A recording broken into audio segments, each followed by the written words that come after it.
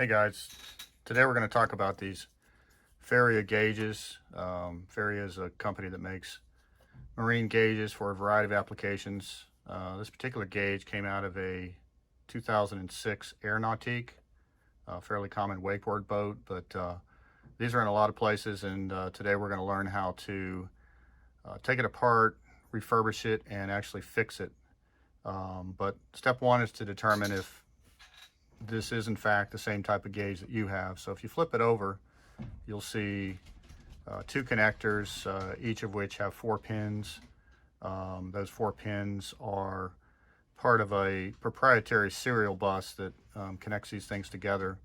It turns out that the two connectors are identical, so you can plug your wiring harness. The mating connector looks kind of like that, and again, you can connect either one to either one of these harnesses and they'll work fine. So if this looks like your gauge and you think you might have a bad gauge, I'm going to show you how to fix it.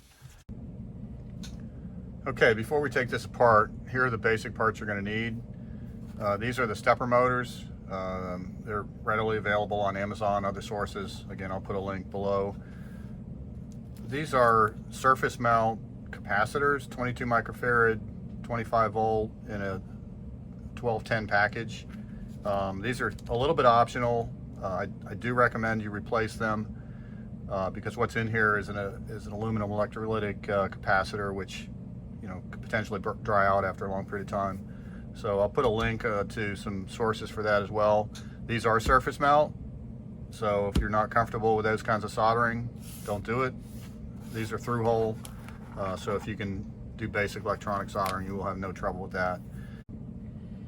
So the way these come apart is there's a aluminum bezel that goes around the display, and it's assembled. This is a plastic case, all the guts are put inside, and then the final piece of the puzzle when they assemble this thing is to put this aluminum bezel on. And they have a machine, I'm sure, that rolls the lip over and it makes it look real pretty. I have not found a really great way to get this thing off.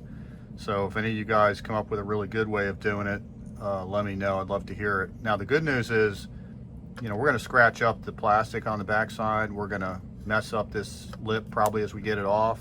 None of that stuff's going to be visible when you put this thing back together, so it's no big deal. So the best way I've found, which again is not ideal, is to take a small flat blade screwdriver, kind of get under this lip and just kind of pry it up. And just work your way around. Takes a lot of patience. You also want to be careful not to scratch this, so I just keep it in my hand. You put it down on the wood and start prying on it, and you're going to mess it up. So I say just keep it in your hand. Work your way around. You're going to have to go around this thing many times. Lots of patience. Ideally, what you want to do is get this lip almost vertical, almost parallel with the plastic, so that the bezel slide off. You're probably not going to get to that point, but if you get pretty decent at it, only takes about 5-10 minutes. So I'm going to turn the video off and I'll be back, and this thing will be very close to being off. So I've been working on this thing for probably 10 minutes, and I've got it to the point where you can see it's kind of over the lip here. That's usually a sign that you're pretty much there. And it's not, perfect, but I got it over the lip, and at that point you can just kind of gently pull it off. There we go. Okay, so what you'll see is the bezel, I've got it pretty well mangled on the back side, but the front side along with the plastic and everything are still in good shape. So once you get that off, and there's a little seal here too, by the way, you set that off to the side, and then what you got left is this little plastic spacer. Pull that out, set it off to the side, and then the next step, you have to pull this dial off, and it's just a press fit. I don't think there's any glue or anything on it, but you do want to be gentle, so just pull upwards. You can kind of put your thumb on the dial so it doesn't come up with it, and just pull up on the little needle thing, and it will come off. There we go. So there's our needle.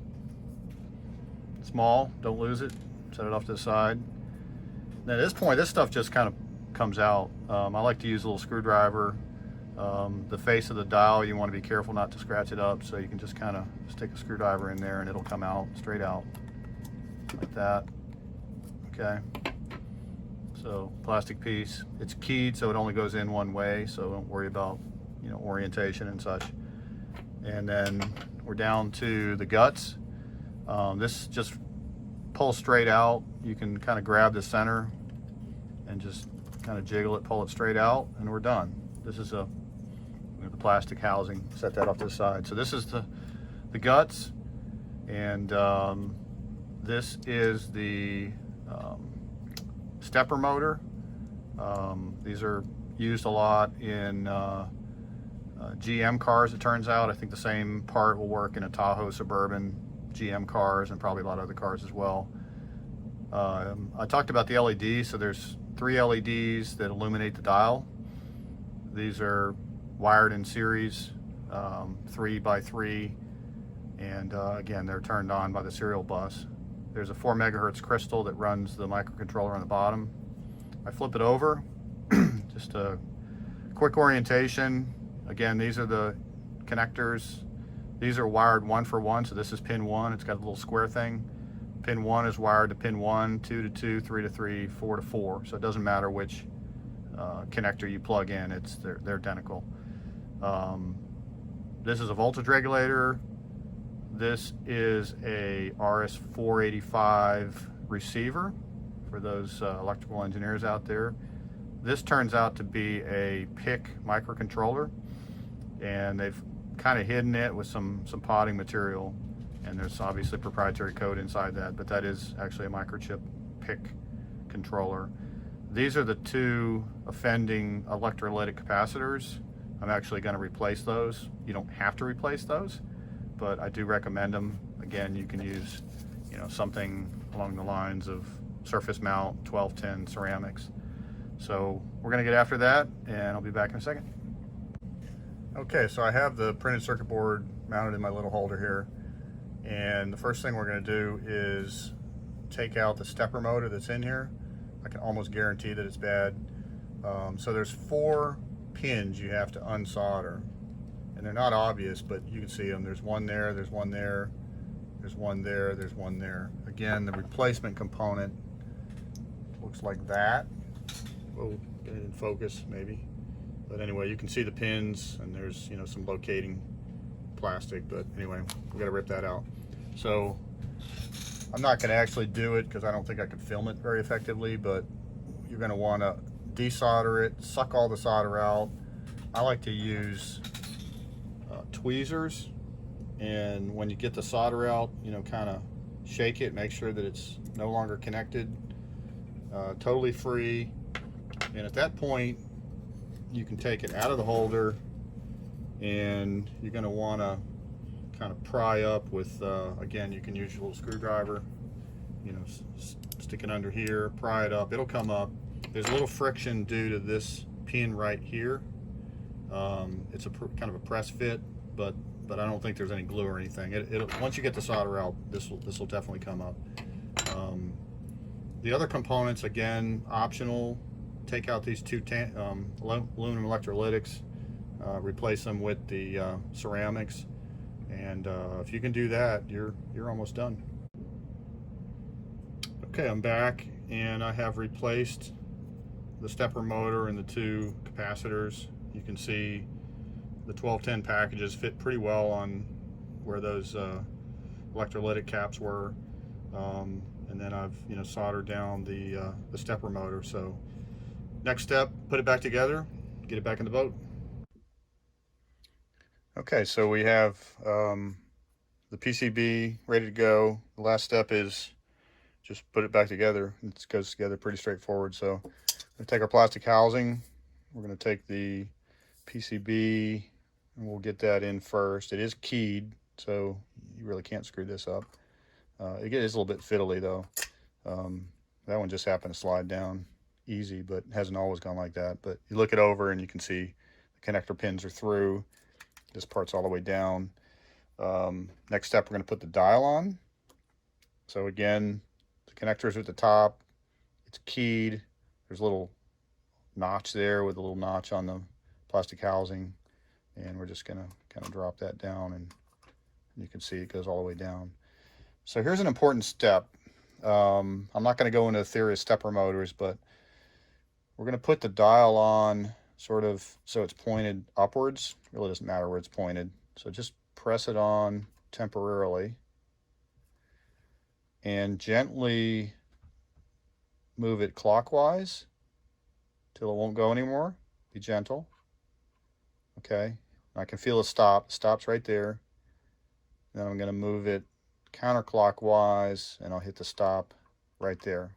Okay, and so it's important that the dial, when it's up against that stop in that direction, that the dial is pointed at the lowest position.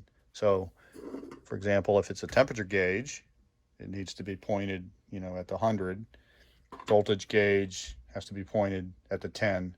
Otherwise, it's not going to be pointing in the right direction when you put it on the boat and you reconnect it. So I've got it up against the stop.